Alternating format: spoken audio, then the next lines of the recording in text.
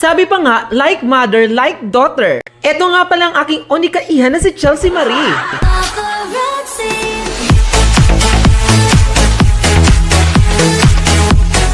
At ang father nga pala ng aking Junakis ay isang Black American. Kaya huwag niyong sasabihin na pinulot ko lang siya sa basurahan. Aba, kung aurahan lang naman, saan pa ba nagmana yan? Siyempre sa kanyang Modra Kels na Barbie at glamorosa. Kaya nga itong aking Junakis ay hindi rin papakabog at nagpa-makeup din siya. Aba, huwag na huwag niyong mabuli-buli itong aking Junakis dahil nagmana siya kay Shasha Saturna at kay Volta.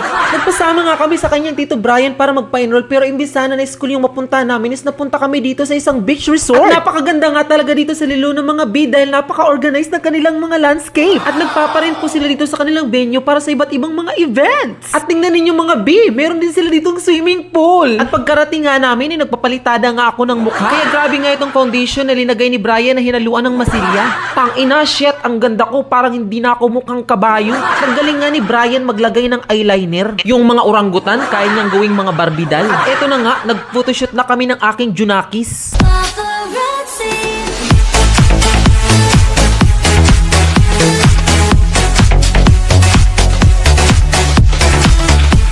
Abangan nyo kami mga B sa aming mga travels, fashion journeys, at mga adventures. At marami pa kaming gustong puntahan. Thank you mga Bs for watching. Adios!